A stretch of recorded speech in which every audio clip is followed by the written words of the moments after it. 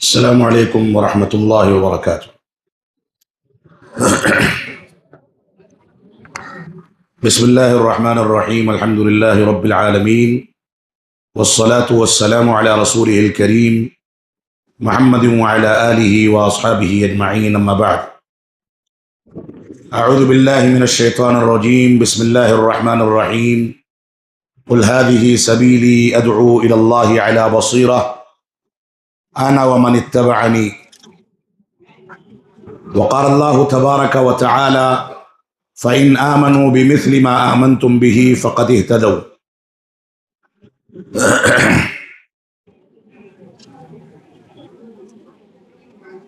ہمارے بزرگ اور صدر اجلاس فضیلت الشیخ طاہر بیگ محمدی حفظہ اللہ، مختار احمد ہمنابادکر حفظہ اللہ، اور ناظم اجلاس فضیلت الشیخ طاہر بیگ محمدی حفظہ اللہ، جماعت کے ایک معتبر عالم دین فضیلت الشیخ ابو زید ضمیر حفظہ اللہ، جو کہ پونا سے تشریف لائے ہیں، میں آپ حضرات کے سامنے تھوڑی دیر کے لیے سما خراشی کی اجازت چاہتا ہوں۔ اللہ رب العالمین قرآن و سنت کے مطابق تھوڑی بہت گفتگو کرنے کی توفیق عطا فرمائے۔ ناظم اجلاس نے والد گرامی رحمۃ اللہ علیہ سے متعلق جو باتیں بیان کی ہیں ان سے یقیناً اتفاق کیا جانا چاہیے، لیکن میرے بارے میں جو خوش فہمی یا امیدیں وابستہ رکھی ہیں میں ان سے اتفاق نہیں رکھتا ہوں۔ اللہ رب العالمین ہمیں قرآن و سنت کی پیروی کرنے اور جو لوگ جس مقام پر ہیں اسی مقام پر رکھنے کی توفیق عطا فرمائے۔ میں حقیقت میں والد گرامی رحمۃ اللہ علیہ کے آگے علامہ اقبال کا جو شعر تھا وہ ثابت تو سیارہ، وہ سیارہ، میں ثابت وہ سیارہ، یہ صورتحال ہے کہ میں ان کے آگے، ان کی کاوشوں کے آگے، ان کے علم کے آگے، ان کے کارناموں کے آگے،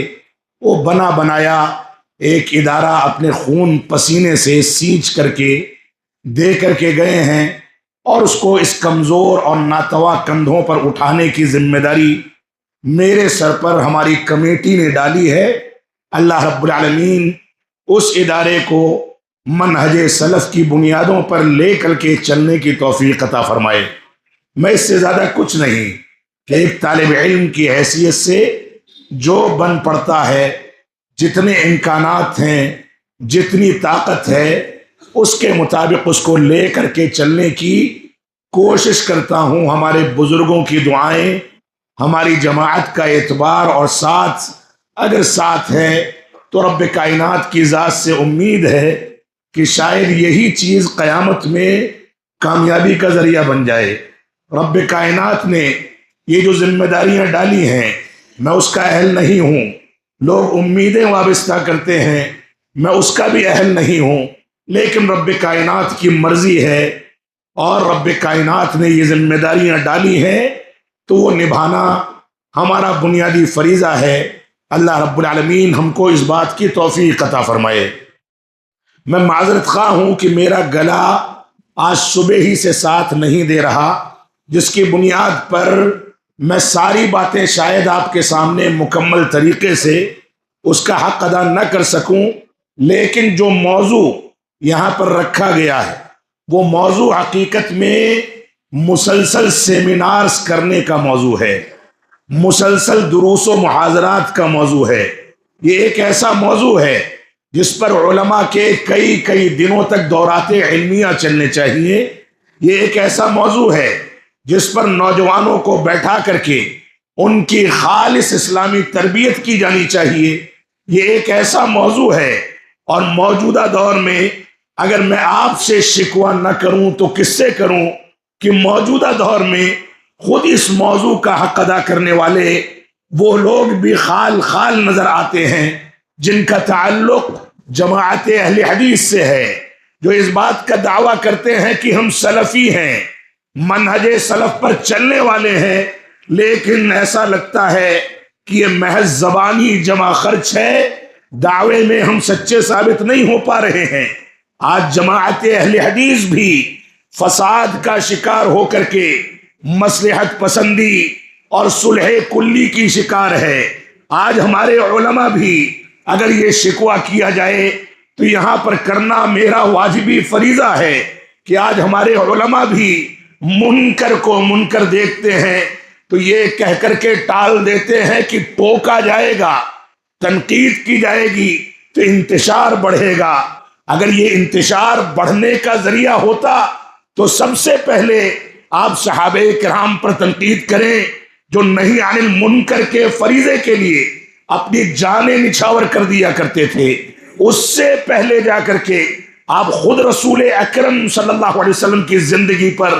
انگلی اٹھائیے کہ جب آپ منکر کو دیکھتے تھے تو آپ کا مبارک چہرہ سرخ پڑ جایا کرتا تھا، برداشت نہیں کر پاتے تھے۔ صورتحال یہ تھی کہ ایک روز اماں عائشہ صدیقہ رضی اللہ تعالیٰ کے حجرے میں داخل ہوئے،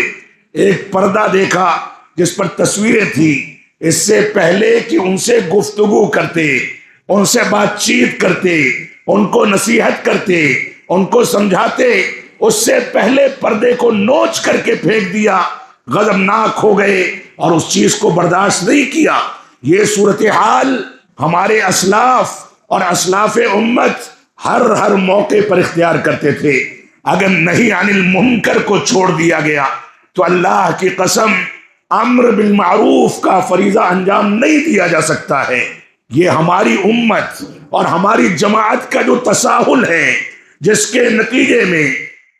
سلفیت کے منہج کو نہ جانے کتنی چوٹیں پہنچائی جا رہی ہیں۔ آج جو کھڑا ہو کر کے منہج کی بنیادوں پر معاشرے میں پائی جانے والی اعتقادی اور منہجی خرابیوں پر تنبیہ کرتا ہے، آج اس کو شدت پسند اور نہ جانے کون کون سے القاب سے ملقب کر کے تکلیفیں دی جاتی ہیں، زد و کوب کیا جاتا ہے۔ اللہ کی قسم یہ علماء جو اتنی ہمت اور اتنی جرأت کے ساتھ اس میدان میں کھڑے ہو کر کے علی اعلان غلطی کو غلطی کہتے ہیں، اگر یہ گزر گئے تو چراغ لے کر کے آپ تلاش کریں گے، یہ نہیں ملنے والے۔ یہ علماء امت اسلامیہ کو، معاشرے کو تمام کے تمام منکرات سے بچانے کے لیے کاوشیں کرتے ہیں۔ اور مجھ سے پہلے برادر گرامی ابو زید ضمیر حفظہ اللہ نے جو روایت پیش کی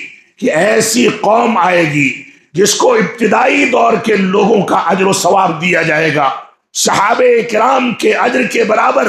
ان کو ثواب دیا جائے گا، اجر دیا جائے گا۔ وہ کون لوگ ہوں گے؟ الناہون عن المنکر،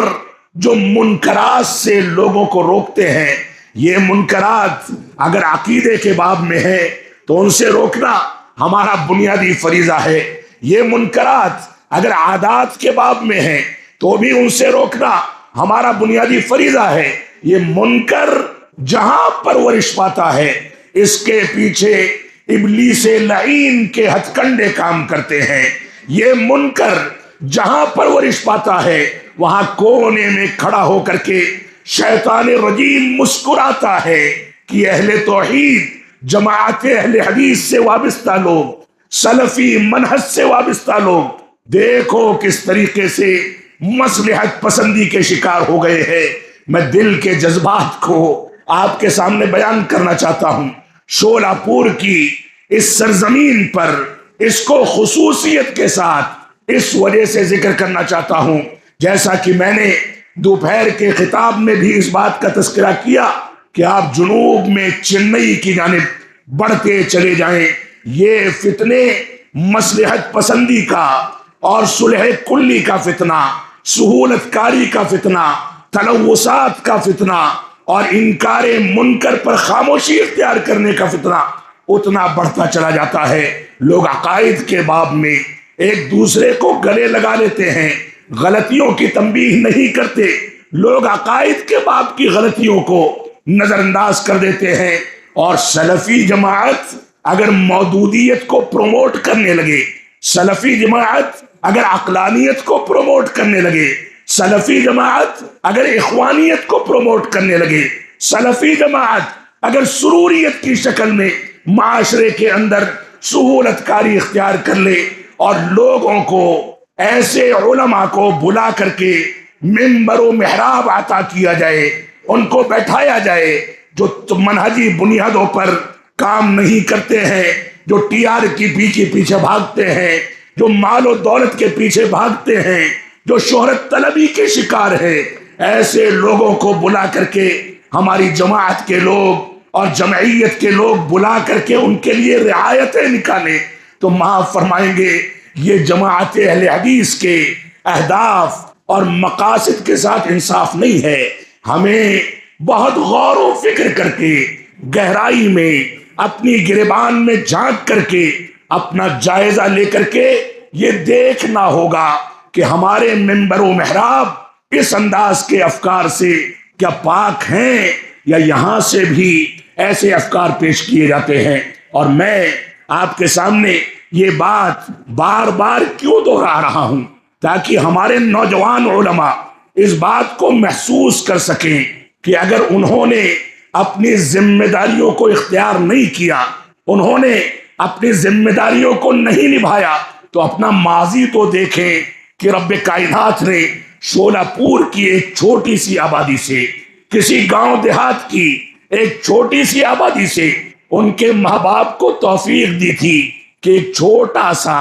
انگلی پکڑ کر کے چلنے والا بچہ جو گھر سے جدا ہوگا تو ماں باپ کا کلیجہ پھٹ جائے گا۔ رب کائنات نے اس بچے کا انتخاب کیا تھا کہ کسی اسلامی ادارے میں بھیجے، ماں باپ اپنے جگر کے ٹکڑے کو رخصت کریں، ہاسٹل میں لے جا کر کے بھرتی کریں، وہ بچہ فارغ ہو کر کے آئے، رب کائنات کے انتخاب کے نتیجے میں وہ شریعت اسلامیہ کا داعی قرار پائے، اور اس کے بعد رب کائنات کی ان نعمتوں کے نتیجے میں بھی وہ ناشکرا ثابت ہو جائے، سلفیت کے منہج کا حق نہ ادا کرے، امر بالمعروف کے ساتھ نہی عن المنکر کا فریضہ انجام نہ دے، تو معاف فرمائیں گے یہ آخرت کی مسئولیت ہے۔ ہمارے علماء سے، ہم سے، ہمارے بھائیوں سے جو بھی ہیں جن سے منہجی طور سے خلل واقع ہو جاتا ہے، غلطیاں ہو جاتی ہیں، بشر ہیں، انسان ہیں، ہم ان سے بھی محبت رکھتے ہیں، لیکن ہم چاہتے ہیں کہ اگر غلطیاں ہوئی ہیں تو عوام اس کی وجہ سے گمراہ ہو رہی ہے، وہ آئیں، اپنی غلطیوں کا اقرار کریں، اس سے رجوع کریں اور امت کے سامنے وضاحت کریں کہ ہم سے فلاں چیز میں لغزش ہو گئی تھی، آئندہ ایسی لغزش نہیں کریں گے۔ آپ سمجھیں، اس احساس کو میں آپ کے دلوں میں پیدا کرنا چاہتا ہوں کہ جماعت اہل حدیث کا وجود اسی بنیاد پر ہے کہ جماعت اہل حدیث اپنے منہج پر، منہجی غیرت پر پختگی کے ساتھ چل رہی ہے یا نہیں چل رہی۔ صرف مسجدیں تعمیر کر لینا، تعداد اور ایسے ہی اپنے افراد کو گن کر کے ان کی تعداد بتا دینا، ایسے ہی بڑے بڑے مدرسے قائم کر لینا، بڑی بڑی مسجدیں قائم کر لینا، بڑے بڑے جلسے اور اجلاس اور کانفرنسیں کر لینا، معاف فرمائیں گے یہ جماعت کے لیے خیر کا نشان نہیں ہے۔ جماعت کے لیے خیر اور بھلائی یہ ہے کہ آپ دو چار لوگوں کو جمع کر لیں، لیکن منہج سلف کی غیرت ان دو چار سینوں کے اندر ولولہ بن کر کے ابھرتی ہو۔ یہ لوگ نہ برداشت کریں کہ جماعت اہل حدیث کے مزاج کے خلاف یا اس کے منہج کے خلاف کوئی گفتگو کرے تو ہمارے خاندانوں میں، ہمارے موبائل فونوں میں، سوشل میڈیا کے ذریعے ان کو سنا جائے۔ یہ برداشت نہ کریں کہ ان کو مسجدوں میں بلا کر کے خطاب کرایا جائے، یہ برداشت نہ کریں کہ ان کی رعایت کی جائے۔ یہ غیرت جب تک آپ کے اندر پیدا نہیں ہوگی، جب تک اللہ کی قسم یہ منہج آگے بڑھنے والا نہیں ہے۔ اور میں سمجھتا ہوں کہ جماعت اہل حدیث کی تعداد بڑھتی چلی جا رہی ہے، رب کائنات کا فضل و کرم ہے، لیکن جیسے جیسے ہم تعداد میں زیادہ ہوتے چلے جا رہے ہیں ویسے ویسے ہماری بنیادیں متزلزل ہوتی چلی جا رہی ہیں، ہم کمزور پڑتے چلے جا رہے ہیں۔ ہماری ذمہ داری ہے کہ ہم اپنے اندر علماء حق سے جڑ کر کے منہجی غیرت پیدا کریں، متون علمیہ کے دروس کا اہتمام کیا جائے، مساجد میں نوجوانوں کو جوڑ کر کے اسلامی تربیت دی جائے، خواتین کو اسلامی تربیت کے ذریعے اس قابل بنایا جائے کہ نئی نسلوں کو باغیرت اور منہج سلف پر چلنے والی نسل بنا کر کے امت اسلامیہ کے سامنے وہ پیش کر سکے۔ یہ ہماری بنیادی ذمہ داری ہے، اور یہ ذمہ داری ہم اس میں کہاں کوتاہی کے شکار ہیں اور کہاں اس کو انجام دے رہے ہیں۔ میری اولین ذمہ داری ہے، آپ سب کی ذمہ داری ہے کہ اپنی گربان میں جھانکیں، رات میں تاریکی میں جاگ کر کے رب کائنات کے آگے تنہائی میں بھیک مانگے کہ اے رب کائنات، اگر ہم کہیں اسلام کی حقیقی تصویر سے ہٹ رہے ہیں تو ہم کو راہ راست پر لا کر کے کھڑا کر دے۔ یہ توفیق طلب کرنا اور رب کائنات سے جڑ کر کے اس کی رضامندی کو تلاش کرنا، یہ تصور ہمارے معاشرے سے دھیرے دھیرے ختم ہوتا چلا جا رہا ہے۔ آپ اس نبی آخر الزماں کو دیکھیں جس کو سید الانبیاء بنایا گیا، جس کے اشارے پر چاند کے 2 ٹکڑے کر دیے گئے، جس کے بارے میں قبر کے 3 سوالوں میں سے ایک سوال اس کی شخصیت کے بارے میں کیا جائے گا۔ وہ اتنی عظمت رکھنے والا نبی، جس نبی کو انبیاء کی سرداری عطا کی گئی، جس نبی کو اسراء اور معراج کے سفر میں انبیاء کی امامت کے شرف سے مشرف کیا گیا، جس نبی کو جنت کی سیر کرائی گئی، آسمانوں کی سیر کرائی گئی، انبیاء سے ملاقاتیں کرائی گئی، وہ نبی جب مصلی پر بیٹھتا ہے، وہ نبی جب اپنے گھر سے نکلتا ہے تو وہ کہتا ہے کہ میں ایک ایک مجلس میں 100 بار استغفار کرتا ہوں۔ وہ نبی بار بار اپنے دل کے لیے، دل کی اصلاح کے لیے دعا کرتا ہے، یا مقلب القلوب ثبت قلبی علی دینک، ایک دلوں کو پھیرنے والے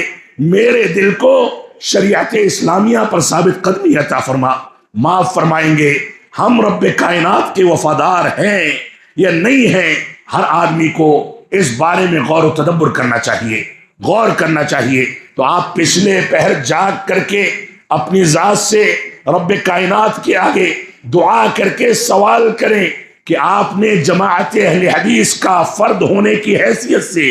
اس کے منہج کے لیے، اس کی منہجی غیرت کے لیے، اس کے ضوابط کی پیروی کے لیے، اس کے اصولوں پر چلنے کے لیے، اس کے تقاضوں کی تکمیل کے لیے، اور صحابہ کرام سے آپ کی جو نسبتیں ہیں ان نسبتوں کو سچ ثابت کرنے کے لیے کتنا حق ادا کیا ہے۔ دنیا کے اندر جتنے مسالک پائے جاتے ہیں ان کی اڑان کتنی بھی اونچی ہو، وہ جا کر کے صحابہ کرام کے دور سے پہلے ہی دھڑام سے گر جاتے ہیں۔ کوئی امام ابو حنیفہ رحمۃ اللہ علیہ کا مقلد ہے، کوئی احمد بن حنبل رحمۃ اللہ علیہ کا، کوئی امام مالک کا، کوئی امام شافعی کا، لیکن یہ شرف ہم کو حاصل ہے کہ ہم ڈائریکٹلی رسول اکرم صلی اللہ علیہ وسلم کے اس طریقے کو اختیار کرتے ہیں جو طریقہ آپ کی صحبت میں رہ کر کے، آپ کی تربیت میں زندگی گزار کر کے صحابہ کرام نے ہمارے سامنے پیش کیا ہے۔ لہذا ہماری ذمہ داری ہے کہ اپنے دلوں میں یہ ولولہ پیدا کریں، یہ احساس پیدا کریں۔ یہ رب کائنات کی سب سے عظیم نعمت ہے کہ رب کائنات نے آپ کو اہل توحید میں سے بنایا۔ یہ اس کی سب سے عظیم نعمت ہے کہ رب کائنات نے آپ کو ان جیسا مسلمان نہیں بنایا جو مسلمان اپنے ہی جیسے انسانوں کے آگے دعائیں کرتے ہیں، سجدہ کرتے ہیں، رکوع کرتے ہیں، ان کی قبروں کا طواف کرتے ہیں۔ یہ رب کائنات کی نعمت ہے جس کے نتیجے میں آپ کا انتخاب ان لوگوں کے ضمن میں کیا گیا ہے جو توحید کو سمجھتے ہیں، اتباع رسول کو سمجھتے ہیں۔ لہذا اس توحید کے اندر، اتباع رسول کے طریقے کے اندر، صحابہ کرام کے فہم کے اصولوں کے اندر جو لوگ نقب زنی کر کے ذوالخویسرہ کے دور سے اخوانیت و سروریت، ماتریدیت، رافضیت اور مختلف اہل کلام کے طریقوں کے ذریعے اس منہج میں نقب زنی کرنے میں کامیاب ہوتے ہیں، ہماری مجلسوں میں داخل ہوتے ہیں، ہمارے نوجوانوں کو بہکا دیتے ہیں، اللہ کے واسطے ان کے لیے دروازے بند کر دیے جائیں، ورنہ یہ منہج نہیں بچنے والا، یہ سلفیت زندہ نہیں رہنے والی۔ رب کائنات اس سلفیت کو اگر ہم نے زندہ نہیں رکھا تو ہم کو ہلاک کر کے دوسری قوم پیدا کرنے پر قادر ہے، وہ اس کو باقی رکھے گا۔ لہذا آپ کو باقی رہنا ہے، آپ کو رب کائنات کے حفظ و امان میں آنا ہے، تو آپ اس کے مطابق پختگی پیدا کریں، تب بھی رب کائنات کی حفاظت اور اس کی نصرت آپ کے شامل حال ہوگی۔ رب کائنات ہم کو ان باتوں کی توفیق عطا فرمائے۔ تو آج کے خطاب کا جو موضوع ہے، میں معذرت چاہوں گا، تمہید طویل ہو گئی، جو موضوع ہے وہ موضوع ہے سلفیت کی حفاظت کیوں اور کیسے۔ اگرچہ تمہید میں بہت ساری باتیں آ گئی، کیوں حفاظت کی جائے، کیسے کی جائے، اس کے جواب میں چند چیزیں آپ کے سامنے پیش کروں گا۔ سلفیت کس کو کہتے ہیں، اور سلفیت آج کے دور میں جن فتنوں سے جوجھ رہی ہے، وہ فتنے حقیقت میں ہماری جماعت کے بہت سے نوجوانوں کو سلفیت کے منہج سے نکال کر کے ایسے مناہج پر لے جا کر کے کھڑے کر رہے ہیں جو مناہج سلفیت کے بالمقابل آگ اور پانی کے مانند ہیں۔ سلفیت نجات کا ذریعہ ہے، سلفیت سنت کا دوسرا نام ہے، سلفیت رب کائنات کی اطاعت ہے، سلفیت رسول اکرم صلی اللہ علیہ وسلم کی پیروی ہے، سلفیت صحابہ کرام کی عظمت اور ان کے مقام کے لیے قربان ہو جانے کا نام ہے، سلفیت امن و سلامتی کا دوسرا نام ہے، سلفیت ملک کے آئین کی پیروی کا نام ہے، سلفیت مظاہروں سے، پروٹیسٹ سے اور ایسے ہی باہر نکل کر کے سڑکوں کو جام کرنے سے بچنے کا نام ہے، سلفیت بے چینی کے تمام راستوں کو بند کرنے کا نام ہے، سلفیت قرآن و سنت کی سچی تعبیر کا نام ہے۔ جیسا کہ آپ کے سامنے آیت کریمہ کی تلاوت کی گئی، رب کائنات نے فرمایا قل هذه سبیلی ادعو الی اللہ علی بصیرہ۔ اللہ کے نبی صلی اللہ علیہ وسلم کو حکم دیا گیا، فرمایا کہ آپ کہہ دیجئے هذه سبیلی، یہ میرا راستہ ہے، ادعو الی اللہ علی بصیرہ، میں اس راستے کی جانب، اللہ رب العالمین کے راستے کی جانب پوری حکمت و دانائی اور پوری بصیرت کے ساتھ بلاتا ہوں۔ میں بھی بلاتا ہوں اور میرے صحابہ بھی بلاتے ہیں، میرے ساتھی بھی بلاتے ہیں۔ یہاں صورتحال یہ ہے کہ صحابہ کرام کی عظمت کو ان کے اوپر نقص کر تنقیص بیان کر کے، ان کے اوپر انگلیاں اٹھا کر کے جو لوگ اس وقت اسلام کی ترجمانی کرتے ہیں، ان کو اسلام کا سب سے بڑا ترجمان سمجھا جاتا ہے۔ ہمارے لوگ ان کے لیے گنجائش نکال لیتے ہیں، ہمارے صحابہ پر کوئی انگلی اٹھا دے، ہمارے گھر والوں کو کوئی زد و کوب کرے، جن صحابہ کرام نے ہمارے نبی کے لیے اپنی جانیں قربان کر دی، جن صحابہ کرام نے دین اسلام کو پروان چڑھانے کے لیے پوری زندگی فاقے میں گزار دی، پھٹے پرانے کپڑے پہنتے رہے، جنگوں اور جہاد کے لیے نکلے تو سواریاں نہیں تھی، ہتھیار نہیں تھا، کھانے پینے کا سامان نہیں تھا۔ وہ صحابہ کرام جن کے گھروں میں کئی مہینے تک چولہا نہیں جلتا تھا، وہ صحابہ کرام جن کے بارے میں رب کائنات نے واضح کر دیا وَكُلًّا وَعَدَ اللَّهِ الْحُسْنَى، ان سب سے رب کائنات نے حسنہ یعنی جنت کا وعدہ کر رکھا ہے۔ وہ صحابہ کرام جن کے بارے میں واضح کر دیا گیا کہ رضی اللہ عنہم ورضوا عنہ، یہ رب کائنات سے راضی ہو گئے اور رب کائنات ان سے راضی ہو گیا۔ آج چور دروازے تلاش کر کے ان صحابہ کرام پر تنقیدیں کرنے والے ہمارے معاشرے میں کامیاب ہو جائے اور پوری کامیابی کے ساتھ آ کر کے ہمارے درمیان شبہات پیدا کریں، معاف فرمائیں گے، کوئی بھی باغیرت مسلمان صحابہ کرام کے اوپر اس انداز کی کوئی کمی نکالنے کے نتیجے میں، اس انداز کے اتہامات کے نتیجے میں، حقیقت میں کوئی مسلمان اگر اس کو برداشت کرتا ہے تو گویا وہ اپنے ایمان کا سودا کرتا ہے۔ ایسی انگلیاں جو ہمارے صحابہ کرام پر اٹھے، ایسی انگلیوں کو توڑ دینا چاہیے، ایسی آنکھیں جو ہمارے صحابہ کرام کے بارے میں تنقید کے بہانے تلاش کریں، ایسی آنکھوں کو پھوڑ دیا جانا چاہیے۔ ہماری ذمہ داری ہے کہ ہم دین کی آبرو، دین کی عزت، دین کی پورے کے پورے سرمایے اور دین کے شعار ان صحابہ کرام کے بارے میں اپنے اندر غیرت پیدا کریں۔ اور یہ سلفیت کا سب سے بنیادی سرمایہ ہے کہ ساری قومیں، جیسا کہ علامہ ابن القیم رحمۃ اللہ علیہ فرماتے ہیں، جو لوگ انحراف اختیار کر لیتے ہیں ان کے بارے میں کہتے ہیں کہ یہ لوگ یقولون بالکتاب والسنہ، یہ قرآن و سنت کی باتیں کرتے ہیں لیکن سلف امت کی باتیں ان کے سمجھ میں نہیں آتی، یہ اسلاف امت کے اقوال کی روشنی میں قرآن و سنت کو نہیں سمجھتے۔ یہ تنہا جماعت اہل حدیث اور سلفی ضابطہ اور سلفی منہج ہے جس کی بنیاد پر یہ جماعت اس بات کا سچا دعویٰ کرتی ہے کہ قرآن و حدیث کو ہم اسی طرز پر سمجھتے ہیں جس طرز پر رسول اکرم صلی اللہ علیہ وسلم پر اس کو نازل کیا گیا، جس طرز پر اللہ کے نبی صلی اللہ علیہ وسلم نے صحابہ کرام کی تربیت کی، صحابہ کرام جنہوں نے رسول اکرم صلی اللہ علیہ وسلم کے لیے فدائیت کی مثالیں قائم کی۔ اللہ کی قسم، اگر ہماری جماعت میں ایسے لوگوں کو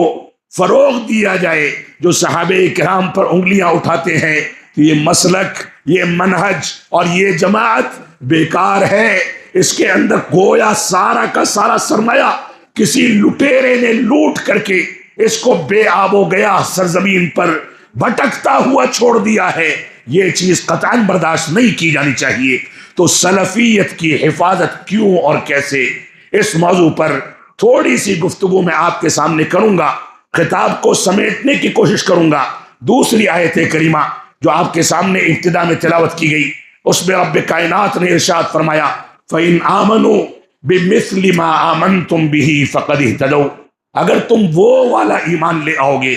جو ایمان رسول اکرم صلی اللہ علیہ وسلم کی صحبت میں بیٹھ کر کے صحابہ کرام نے اختیار کیا تھا،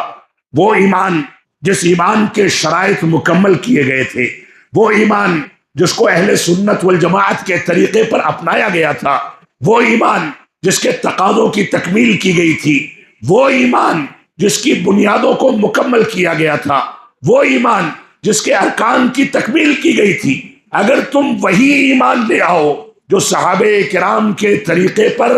اختیار کیا جاتا ہے فقد اہتدوا، تو تم ہدایت پا جاؤ گے۔ ہمارے لیے اسوہ اور نمونہ اس آیت کریمہ میں ان نفوس قدسیہ کو بنایا گیا، ان صحابہ کرام کو بنایا گیا جو جماعت اہل حدیث اور سلفی منہج کا کل سرمایہ ہے، اور ان کی قدر و منزلت کو سمجھے بغیر نہ دین کا قافلہ آگے بڑھ سکتا ہے، نہ منہج کا قافلہ آگے بڑھ سکتا ہے، نہ جماعت کا قافلہ آگے بڑھ سکتا ہے۔ ہماری ذمہ داری ہے کہ اس پر پورے احساس کے ساتھ غور و تدبر کریں۔ اللہ رب العالمین کا فرمان ہے وَأَنَّ هَذَا صِرَاطِي مُسْتَقِيمًا فَاتَّبِعُوهُ، تم میرے سیدھے راستے کی پیروی کرو،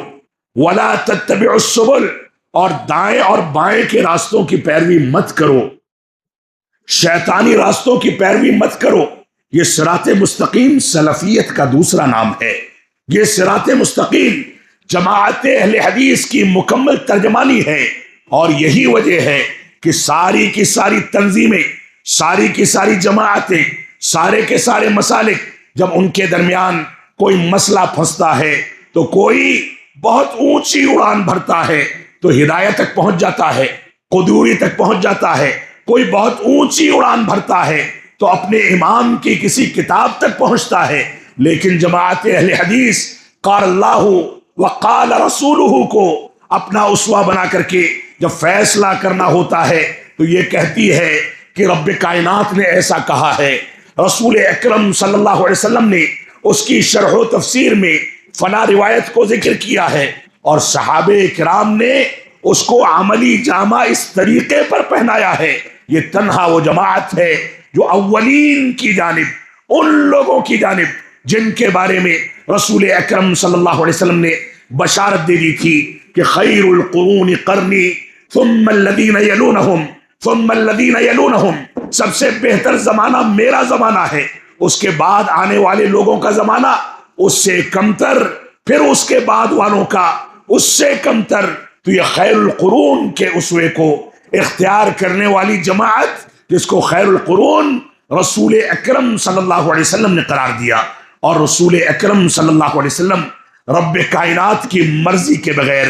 اس سے اجازت لیے بغیر، اس کی وحی کے بغیر کسی کے بارے میں نہ اس کی فضیلت پر، نہ اس کی تنقیص پر، نہ اس کو شریعت بنانے پر کوئی گفتگو نہیں کرتے۔ رب کائنات کا فرمان ہے وَمَا يَنطِقُ عَنِ الْهَوَىٰ إِنْ هُوَ إِلَّا وَحْيٌ يُوحَىٰ، آپ اپنی مرضی سے کوئی بات نہیں کرتے، جو کچھ کہتے ہیں یہ رب کائنات کی وحی ہوتا ہے، نازل کردہ شریعت ہوتی ہے، اسی کی بنیاد پر یہ فیصلے کیے جاتے ہیں۔ تو بنیادی طور سے جماعت اہل حدیث کا سب سے بنیادی ضابطہ یہ ہے کہ وہ قرآن و سنت کو، کتاب و سنت کو فہم سلف صالحین کی بنیادوں پر لازم پکڑتی ہے اور اس کی اتباع کرتی ہے، اس کی پیروی کرتی ہے۔ اتباع کے بالمقابل نہ عقلوں کو مقدم کیا جاتا ہے، اتباع کے بالمقابل نہ اہل بدعت کی پیروی کی جاتی ہے، عقلوں کے بالمقابل نہ اہل کلام کے اقوال کی جانب توجہ دی جاتی ہے، بلکہ اتباع قرآن و سنت کو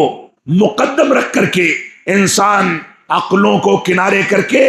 اور قرآن و سنت کی پیروی کرتا ہے۔ یہ جماعت اہل حدیث کا مکمل خلاصہ ہے۔ اللہ کے نبی صلی اللہ علیہ وسلم کا فرمان ہے فَإِنَّهُ مَن يَعِشْ مِنْكُمْ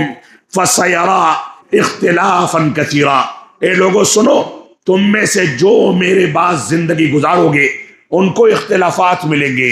آپسی نزاعات ملیں گے۔ کوئی نماز کا یہ طریقہ بتائے گا، کوئی وہ طریقہ بتائے گا، کوئی رفع الیدین کرے گا، کوئی نہیں کرے گا، کوئی آمین زور سے کہے گا، کوئی آہستہ کہے گا، کوئی حج کا کوئی طریقہ بتائے گا، کوئی تراویح کی رکعات کے بارے میں جھگڑے کرے گا، کوئی کچھ کہے گا، کوئی کچھ کہے گا۔ اللہ کے نبی صلی اللہ علیہ وسلم نے فرمایا کہ اختلافات پاؤ گے۔ صحابہ کرام نے پوچھا کہ ایسی صورت میں ہم کیا کریں، ایسی صورت میں ہماری ذمہ داری کیا ہونی چاہیے؟ تو آپ نے فرمایا علیکم بسنتی، تم میری سنت کو اپنانا۔ یہ سنت یہ سفینہ نوح ہے، یہ سنت یہ سفینہ نجات ہے۔ اس سنت کی کشتی پر سوار ہونے والا ڈوبنے سے بچ جاتا ہے۔ یہ سنت اتنی مقدس اور اتنی زیادہ پاکیزہ چیز ہے کہ اس کو اپنانے والا دنیا میں بھی کامیابی اختیار کرتا ہے اور آخرت میں بھی اس کو کامیاب کیا جائے گا۔ یہ سنت حقیقت میں کامیابی کی ضمانت ہے۔ تو آپ نے فرمایا علیکم بسنتی وسنت الخلفاء الراشدین المہدیین، اے لوگوں سنو، میری سنت کو اپنانا اور میرے صحابہ خلفاء راشدین کی سنت کو اپنانا، کیونکہ اگر ان چیزوں کو اپنا لو گے تو کامیاب ہو جاؤ گے۔ وَإِيَّاكُمْ وَمُحْدَثَاتِ الْأُمُورِ، اور سنو، خبردار، تنبیہ کرتے ہوئے اللہ کے نبی صلی اللہ علیہ وسلم نے فرمایا سنو کہ نئی دین کے اندر نئی ایجاد کردہ باتوں سے اپنے آپ کو بچانا، ان سے پرہیز کرنا، کیونکہ ہر بات جو نئے طریقے سے دین میں دین سمجھ کر کے ایجاد کی جاتی ہے وہ گمراہی ہے، اور ہر گمراہی جہنم میں لے جانے والی ہے۔ تو یہ خلفائے راشدین کا طریقہ، اللہ کے نبی صلی اللہ علیہ وسلم کی سنت کی پیروی، یہ خلاصہ ہے جماعت اہل حدیث کے مسلک و منہج کا، جماعت اہل حدیث کے ضوابط کا، ان کے اصولوں کا۔ لہذا اسی کے ذریعے انسان کو نجات ملے گی۔ اور اس بات کو سمجھ لیں، قبر کے اندر جو سوالات کیے جائیں گے ان سوالوں میں کوئی ایسا سوال نہیں ہوگا کہ تم اپنے امام کے بارے میں کیا کہتے ہو، ان میں کوئی ایسا سوال نہیں ہوگا کہ جس امام کی تقلید کرتے تھے اس کے بارے میں تمہاری کیا رائے ہے۔ وہاں سوال عقلانیت کے بارے میں، مودودیت کے بارے میں، سروریت کے بارے میں، اخوانیت کے بارے میں، حنفیت کے بارے میں، حنبلیت کے بارے میں، شافعیت کے بارے میں، مالکیت کے بارے میں، یا کسی امام کی تقلید کے بارے میں نہیں کیا جائے گا۔ وہاں سوال ہوگا تو رسول اکرم صلی اللہ علیہ وسلم کے بارے میں سوال ہوگا، اور اس سوال کا جواب دینے والا وہی شخص ہوگا جو سنت کی کشتی پر سوار ہو کر کے اپنے دائیں اور بائیں کے راستوں سے بچ کر کے صراط مستقیم پر چلتا ہوگا اور اس کے مطابق زندگی کو ڈھالتا ہوگا۔ رب کائنات ہم کو اس کی توفیق عطا فرمائے۔ ابو سعید خدری رضی اللہ تعالیٰ عنہ اہل الحدیث کے بارے میں فرماتے ہیں کہ اہل الحدیث صحابہ کرام اور ان کے شاگردوں کو اس لقب سے ملقب کرتے تھے۔ فرماتے تھے کہ این انتم یا اہل الحدیث یا انتم اہل الحدیث بعدنا، اس انداز کے الفاظ ہیں کہ تم ہمارے بعد اہل الحدیث کے نمائندے ہوگے۔ صحابہ کرام سے، اسلاف امت سے اس طرح کی روایتیں اور اس طرح کے ناموں سے موسوم ہونا یہ ثابت ہے۔ ایسے ہی امام ابو حنیفہ رحمۃ اللہ علیہ کے ایک استاد تھے امام عامر بن شراحیل رحمۃ اللہ علیہ، یہ 104 ہجری میں فوت ہوئے۔ ان کے بارے میں روایتوں میں ملتا ہے کہ یہ کہتے تھے کہ میں تم سے جو گفتگو کرتا ہوں وہ گفتگو اسی بنیاد پر ہوتی ہے جس بنیاد پر اہل الحدیث کا اجماع ہے، اہل الحدیث کا اجماع ہے۔ اور مورخین لکھتے ہیں ان کو تقریباً 500 صحابہ کرام کا زمانہ ملا۔ کوئی تابعی ہو اور صحابہ کرام کا دور مل جائے تو کیا وہ صحابہ کرام کے علاوہ کسی کا دوسرے کا اجماع ذکر کرے گا؟ یہاں پر اہل الحدیث سے مراد صحابہ کرام تھے۔ اس کے علاوہ بے شمار روایتیں امام مسلم بن شہاب الزہری رحمۃ اللہ علیہ جو 124 ہجری میں فوت ہوتے ہیں، وہ اپنے شاگردوں کو اہل الحدیث کے لقب سے ملقب کرتے تھے۔ شیخ الاسلام علامہ ابن تیمیہ رحمۃ اللہ علیہ کا ایک قول ذکر کر کے میں آگے بڑھوں گا۔ فرماتے ہیں، کہتے ہیں وہ مذہب اہل السنت والجماعت مذہب قدیم معروف قبل ان يخلق اللہ ابا حنیفہ ومالکا والشافعی واحمد فإنه مذہب الصحابہ۔ فرماتے ہیں کہ یہ ایک مذہب اہل سنت والجماعت کا مذہب، یہ قدیم مسلک و منہج ہے۔ رب کائنات نے اس کی تکمیل امام ابو حنیفہ، امام مالک، امام شافعی اور امام احمد بن حنبل کے پہلے کر دی تھی، کیونکہ یہ وہی مسلک و مذہب ہے جس کو صحابہ کرام نے اپنے نبی سے حاصل کر کے اس پر تربیت حاصل کی تھی۔ لہذا جو ان کے مسلک و منہج کی مخالفت کرتا ہے وہ مبتدع ہے، بدعتی ہے، اور اس کی دین میں کوئی حیثیت نہیں۔ لہذا ہماری ذمہ داری ہے کہ ان چیزوں پر غور و تدبر کر کے ہم صحیح انداز سے قرآن و سنت کے مطابق زندگی گزاریں۔ علامہ بشاری مقدسی رحمۃ اللہ علیہ جو جغرافیہ کے ایک بہت بڑے امام گزرے ہیں، 375 ہجری میں ان کی وفات ہوئی۔ 375 ہجری سے کچھ قبل یہ ملتان اور پاکستان کے حدود کے دورے پر آئے۔ انہوں نے یہاں کے حالات کو اپنی کتاب احسن التقاسیم فی معرفت البلاد والاقالیم کے اندر ذکر کیا،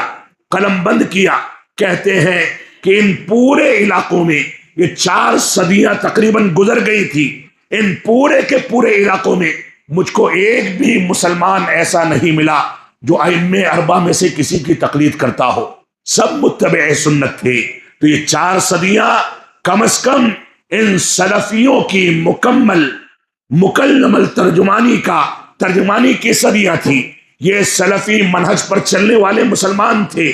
بعد کے ادوار میں ان کو تقسیم کرنے کے لیے، قرآن و سنت سے دور کرنے کے لیے لوگوں نے نئے نئے فتنے اٹھائے اور ائمہ کی طرف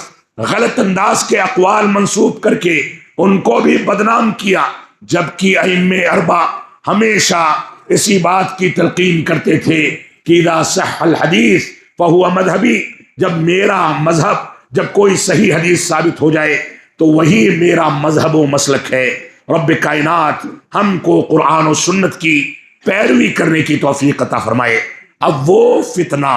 جس سے جماعت اہل حدیث سب سے زیادہ جوجھ رہی ہے، جماعت اہل حدیث کے صاف و شفاف منہج کے آگے، وہ فتنہ جس کو آگ سے تعبیر کیا جا سکتا ہے، یہ فتنہ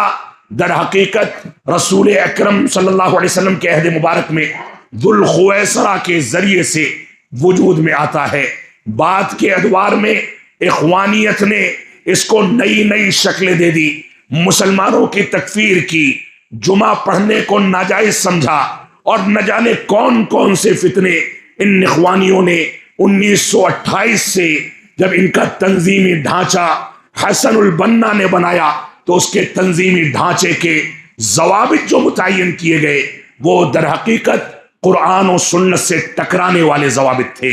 خوارج کے طریقے پر دین کی تعبیر کو پیش کرنے والے ضوابط تھے، مسلمانوں کی تکفیر کے ضوابط تھے، اشاعرہ اور معتزلہ کے طریقے پر عقل کو مقدم کرنے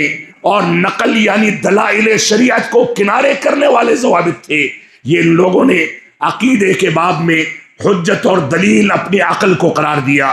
مسلمانوں کی تکفیر کی، اور ایسے ہی ایمان کی غلط تعبیر کر کے ایمان کو صرف دل کی تصدیق کی تعبیر سے پیش کر کے ایمان کے سلسلے میں گمراہیاں پھیلائیں، اور ایسے ہی سلوک میں صوفیہ سے ان لوگوں نے نظریات لیے، قبروں پر حاضری کو جائز قرار دیا، یا رسول اللہ اغثنی اور اس انداز کے نعروں کو جائز قرار دیا، یہود و نصارہ اور رافضہ سے الفت اور محبت کے اظہار کو جائز قرار دیا۔ سب کچھ سیاست کے لیے ہے، یعنی رسول اکرم صلی اللہ علیہ وسلم کا وجود، آپ کے غزوات، آپ نے مدینہ منورہ جو ہجرت کی، یہ ساری کی ساری چیزیں ان اخوانیوں کی نظر میں، ان مودودیوں کی نظر میں در حقیقت سیاست کے قیام کے لیے تھی، دین کی سربلندی کے لیے نہیں تھی۔ دین کی پوری تعبیر کو پلٹ کر کے رکھ دیا گیا، خمینی کے انقلاب کو اسلامی انقلاب قرار دیا گیا، اس کی پاسداری کے لیے جماعت اسلامی کے نوجوانوں کو باہر نکل کر کے اس کی تشہیر کے لیے آمادہ کیا گیا، اور نہ جانے کون کون سے فتنے اٹھے۔ تو یہ دو مسالک جو ہمارے سامنے، آپ کے سامنے بیان کیے گئے، ایک سلفیت جو قرآن و سنت کی حقیقی ترجمانی ہے، اور ایک اخوانیت جو حقیقت میں ذوالخویسرہ کے مسلک و مذہب کی تمدید ہے، اور گمراہی پھیلانے کا سب سے بڑا ذریعہ ایمان کی حقیقتوں کو بدل دینے، قرآن و سنت کا انکار کرنے، اس کی تعویل کرنے، احادیث رسول کا انکار کرنے، صحابہ کرام پر طعن و تشریح کرنے، صحابہ کرام کو کافر قرار دینے والوں کے شانہ بشانہ چلنے کا نام ہے۔ اس نے آج ہمارے مسلک و منہج کو دبوچ کر کے تباہی کے دہانے پر پہنچا دیا ہے۔ میں دل کی گہرائی سے آپ سے یہ گزارش کرنا چاہوں گا، یہ اپیل کرنا چاہوں گا کہ اس سے سمجھوتا نہ کریں، اپنے مسلک و منہج سے سمجھوتا نہ کریں۔ یہ سمجھوتا آخرت میں آپ کے لیے تباہی کا سامان ہے۔ رب کائنات ہم کو قرآن و سنت کی پیروی کرنے کی توفیق عطا فرمائے۔ تو جماعت اہل حدیث کے، سلفیت کی حفاظت کے، اور ایسے ہی سلفیت کی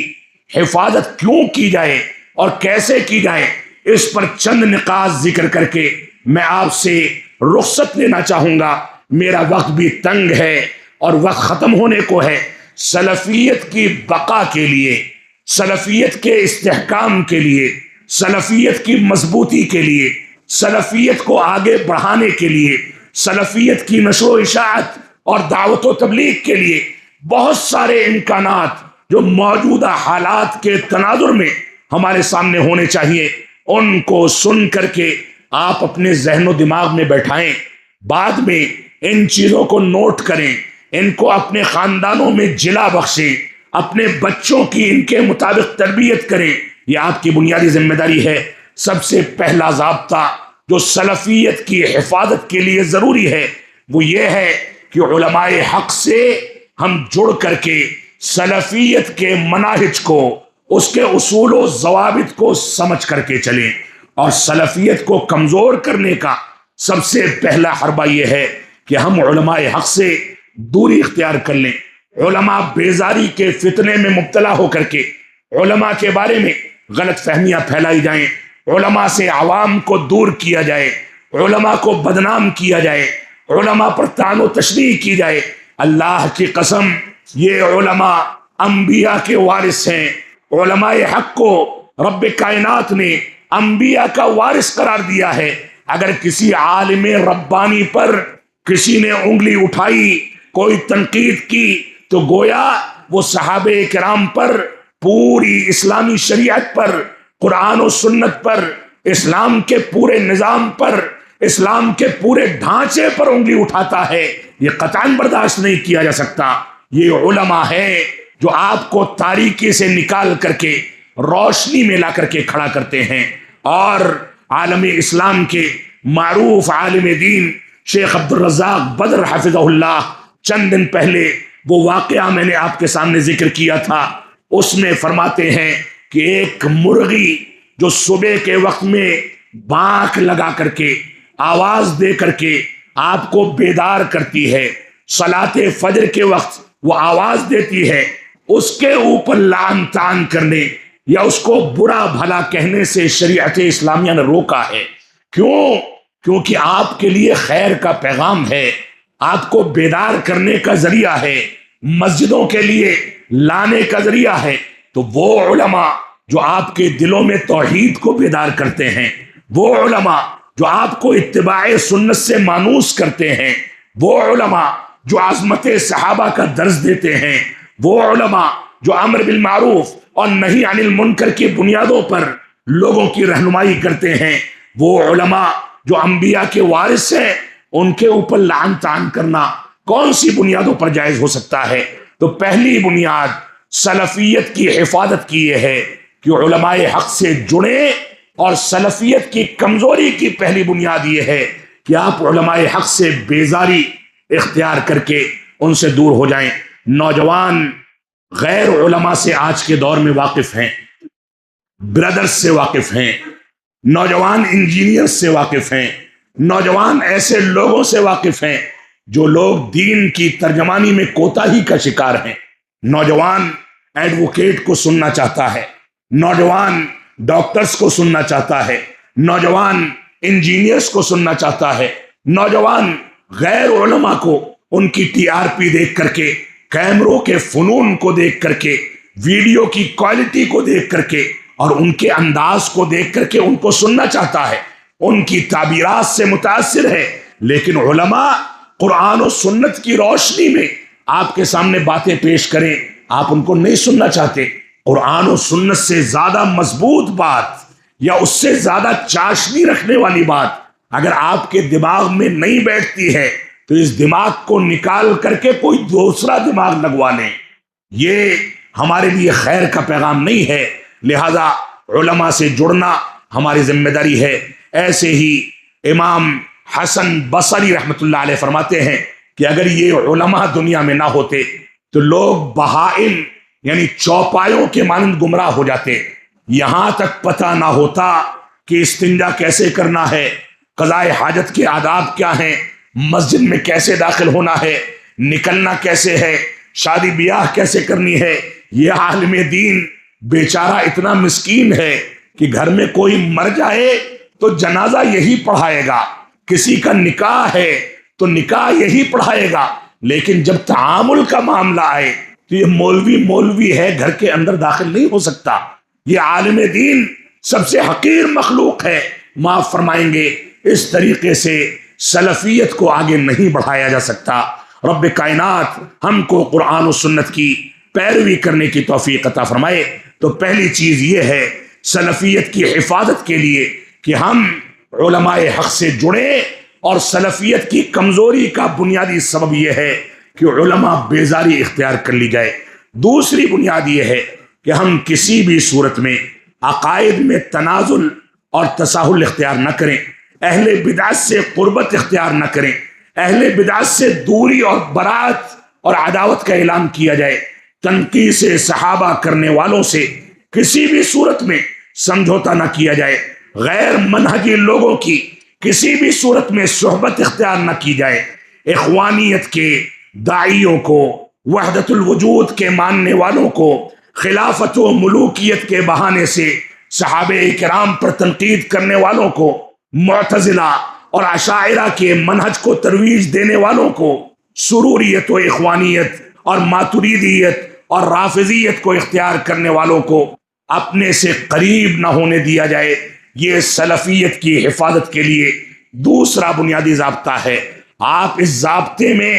جتنے کمزور پڑیں گے سلفیت سے اتنا دور جائیں گے، سلفیت آپ کے دل و دماغ سے اتنا نکلتی چلی جائے گی۔ لہذا اس چیز کو حفاظت فراہم کرنا یہ ہماری ذمہ داری ہے۔ اللہ رب العالمین ہم کو اہل بدعت کے بارے میں جو سلف صالحین کا موقف تھا اس موقف کو اختیار کرنے کی توفیق عطا فرمائے۔ بعض علماء یہاں تک کہتے ہیں کہ اگر میرے پڑوس میں خنزیر یعنی سور اور بندروں کو لا کر کے بسا دیا جائے تو میں اس بات کو برداشت کر لوں گا، لیکن میرے پڑوس میں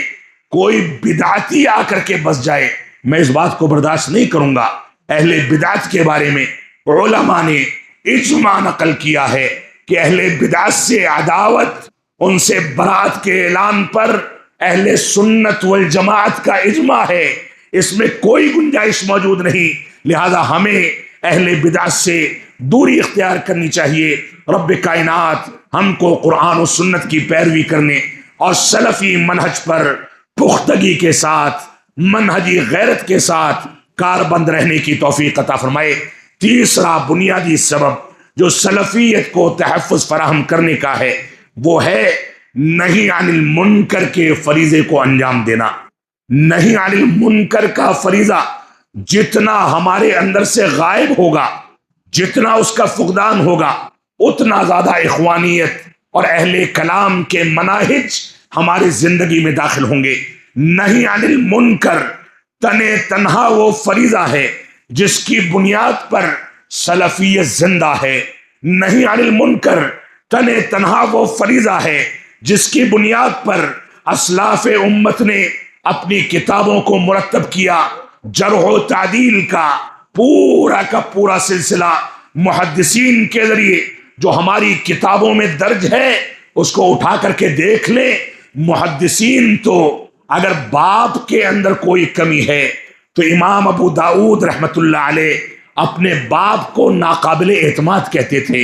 امام بخاری رحمت اللہ علیہ نے اپنے اساتذہ سے روایت نہیں لی کہ ان کے اندر کوئی ایسی کمی تھی جس کی بنیاد پر وہ صحیح بخاری کی روایتوں کے قابل قرار نہیں پائے۔ تو یہ محدثین کا پورا سلسلہ ہے، یہ نہی عن المنکر کا پورا سلسلہ ہے۔ اگر اس کا فقدان ہوگا تو سلفیت رخصت ہوگی، اور یہ باقی رہے گا تو سلفیت باقی رہے گی۔ لہذا سلفیت کی حفاظت کا ایک بنیادی ذریعہ نہی عن المنکر کا وجود ہے۔ رسول اکرم صلی اللہ علیہ وسلم کے بارے میں آپ کے سامنے وہ مثال بیان کی گئی کہ پردہ نوچ کر کے پھینک دیا۔ عمر بن خطاب رضی اللہ تعالیٰ عنہ کے ہاتھ میں تورات دیکھی تو غضبناک ہو گئے، ان کو کہنا پڑا رضیت باللہ ربا وبمحمد رسولا ونبیا وبالاسلام دینا، تب جا کر کے آپ کا غصہ ٹھنڈا ہوا۔ تو یہ نہی عن المنکر کا فریضہ دین کی بقا کا ذریعہ ہے۔ رب کائنات ہم کو قرآن و سنت کی پیروی کرنے کی توفیق عطا فرمائے۔ چوتھا ذریعہ اور چوتھا سبب جو سلفیت کو حفاظت فراہم کرنے کا سبب ہے وہ منہجی غیرت کو باقی رکھنا۔ اگر آپ کے سامنے سلفیت کے مناہج کے بارے میں کوئی تنازل کرتا ہے آپ قطعاً اس کو برداشت نہ کریں۔ یہ منہجی غیرت آپ کے اندر جتنا بیدار رہے گی سلفیت اتنا پنپے گی، اس کو اتنا استحکام حاصل ہوگا، اور یہ منہجی غیرت جتنا زیادہ کمزور پڑے گی سلفیت سے آپ اتنا نکلتے چلے جائیں گے، اور باطل مناہج سے متاثر ہو کر کے اپنی دنیا کو بھی تباہ کریں گے اور آخرت کو بھی تباہ کر کے رب کائنات کے غضب کے مستحق ہو جائیں گے۔ لہذا منہجی غیرت پیدا کرنا یہ بھی ہماری بنیادی ذمہ داری ہے۔ رب کائنات ہم کو ان باتوں کی توفیق عطا فرمائے۔ پانچواں سبب جو سلفیت کو حفاظت فراہم کرنے کا سبب ہے وہ یہ ہے کہ ہم دلائل کے اوپر ترکیز کریں، نصوص شریعت پر ترکیز کریں، کیونکہ اہل سنت والجماعت اور اہل کلام اور اہل بدعت کے درمیان یہ بنیادی فرق ہے کہ اہل سنت والجماعت دلائل کو اور نصوص شریعت کو مقدم رکھتے ہیں، اور اہل کلام اپنی عقل کو مقدم رکھتے ہیں۔ اہل کلام اپنی عقل کی بنیاد پر شریعت کے فتوے دیتے ہیں، اور اہل سنت والجماعت اپنی عقل کو متہم کر کے نصوص شریعت کی بنیادوں پر آگے بڑھتے ہیں، اور نصوص شریعت ان کی عقل میں بیٹھے نہ بیٹھے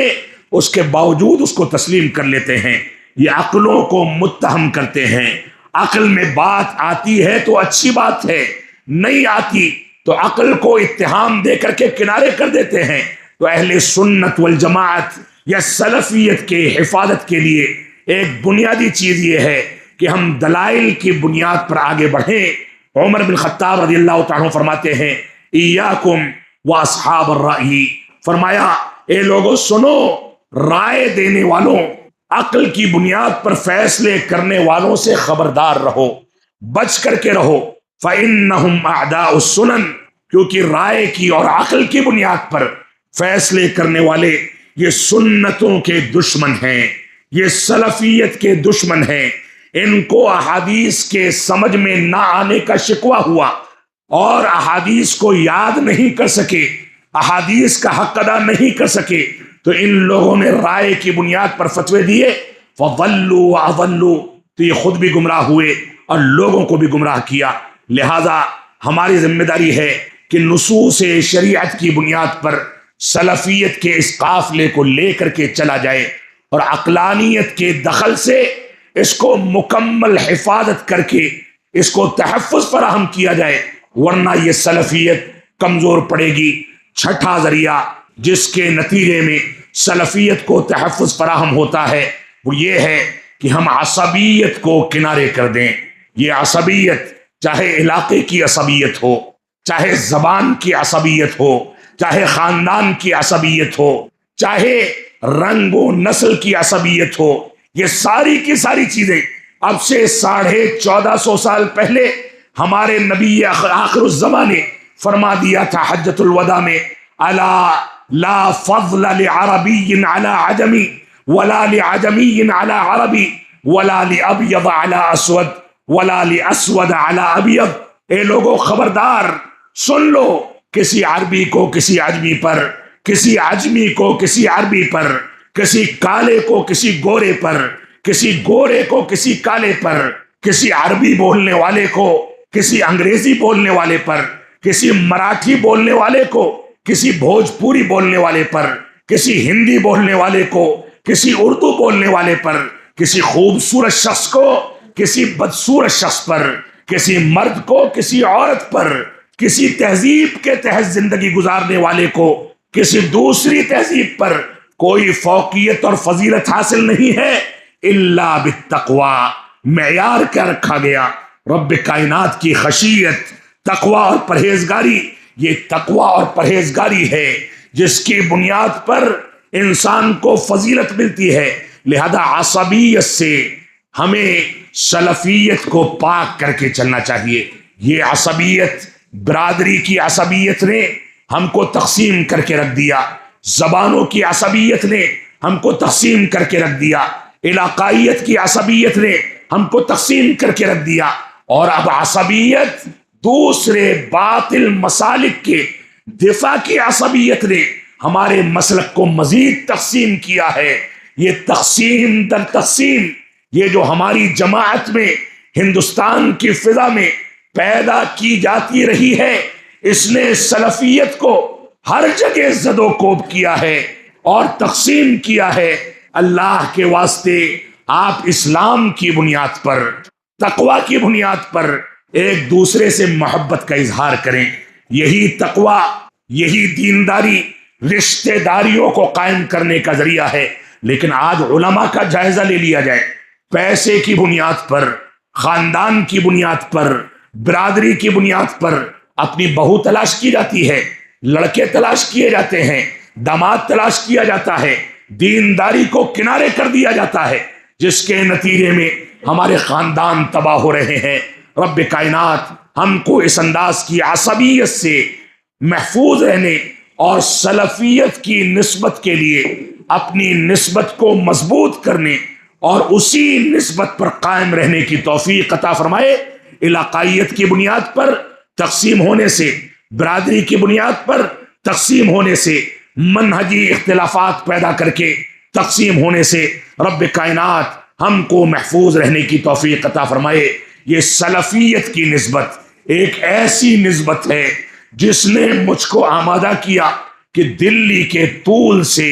آپ کے پاس سفر کر کے یہاں سلفیت پر گفتگو کی جائے۔ یہ سلفیت کی نسبت ایسی محبتوں کی بنیاد پر وجود میں آتی ہے جس کے نتیجے میں رب کائنات کی ذات سے امید ہے کہ اسی منہجی غیرت کی بنیاد پر جو غیرت رکھتے ہیں آخرت میں بھی ان کو انبیاء، صدیقین، شہداء، صالحین کے ساتھ جنت الفردوس میں جمع کیا جائے گا۔ یہ سلفیت کی نسبت اتنی بابرکت نسبت ہے کہ اس کی بنیادوں پر لوگ ایک دوسرے سے محبت کرنے میں ساری نسبتوں کو کنارے کر دیتے ہیں، اور کر دینا چاہیے۔ رب کائنات ہم کو اس بات کی توفیق عطا فرمائے۔ ساتویں چیز سلفیت کو تحفظ فراہم کرنے کے لیے یہ ہے کہ تکفیر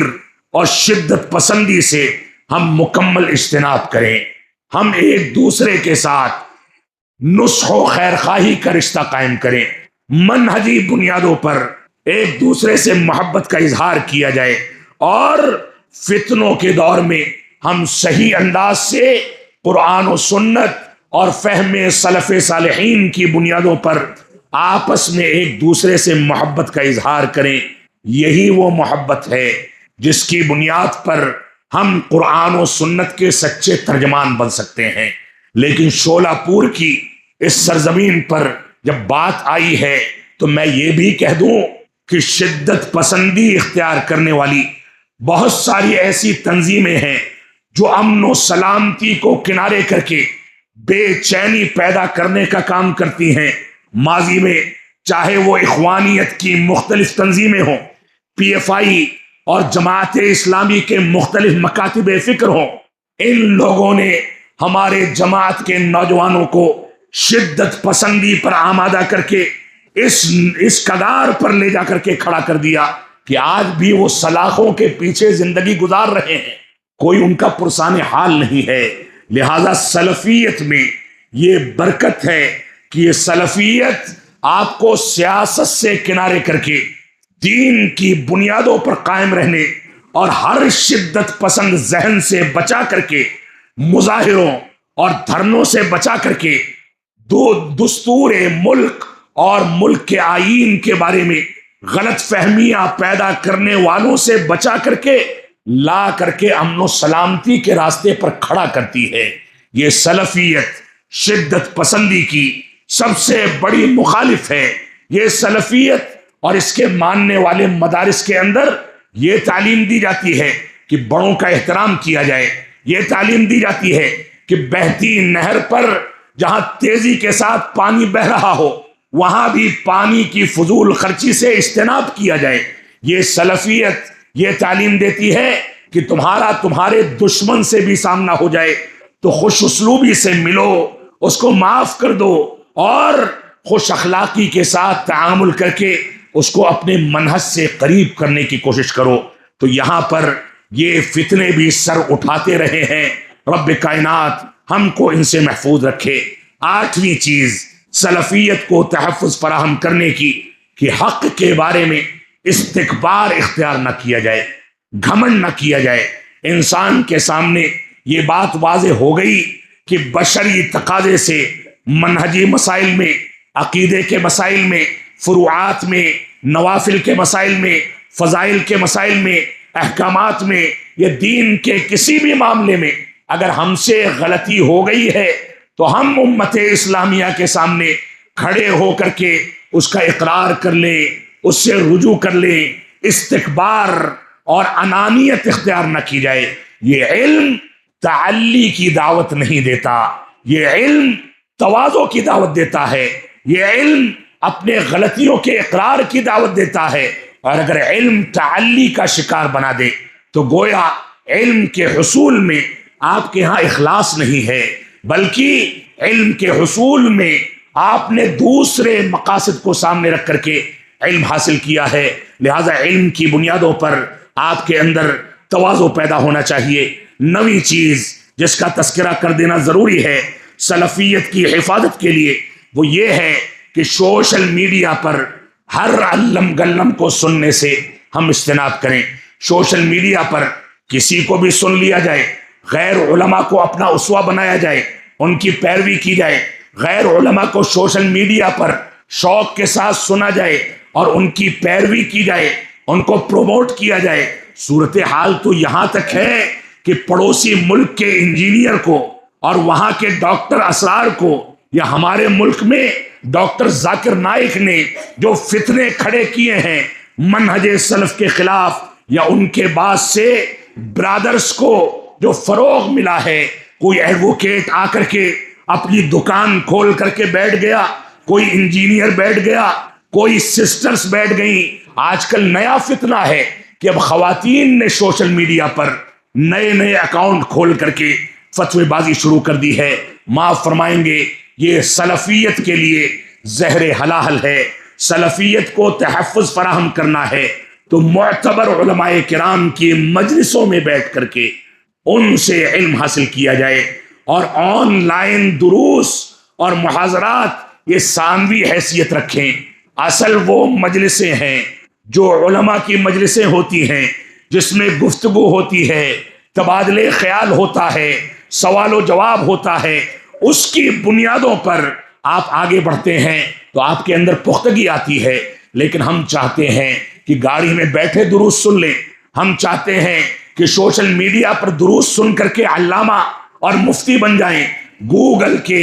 جانکار بن جائیں۔ سوشل میڈیا کے ذریعے نوجوان آج دندناتا پھرتا ہے، ہر جگہ پر اپنی رائے قائم کرتا ہے۔ معاف فرمائیں گے، یہ سلفیت کے تحفظ کا ذریعہ نہیں ہے۔ ایک نیا فتنہ کھڑا ہوا ہے، وہ فتنہ یہ ہے کہ مدارس اسلامیہ کے نصاب کو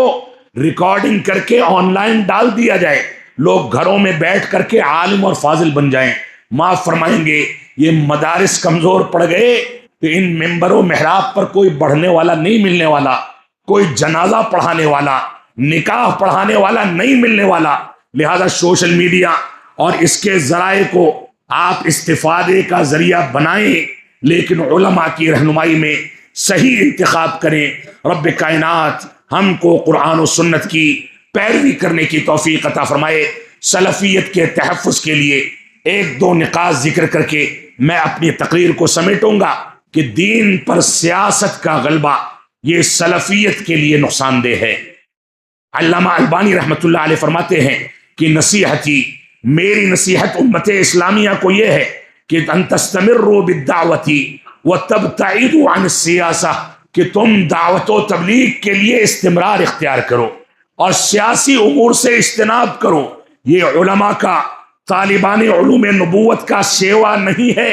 کہ وہ سیاسی امور میں تبصرہ کر کے لوگوں کے درمیان مشہور ہونا چاہیں۔ اس کے نتیجے میں بہت ساری خرابیاں، بہت سارے خطرات وجود میں آتے ہیں۔ لہذا ان چیزوں سے بچنا چاہیے۔ اور 11واں اور آخری سبب تحفظ فراہم کرنے کا سلفیت کو یہ ہے کہ بچوں کی اسلامی تربیت میں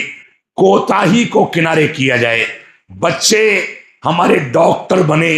انجینئر بنے، سائنٹسٹ بنے، لیکن بچپن سے ہی ان بچوں کو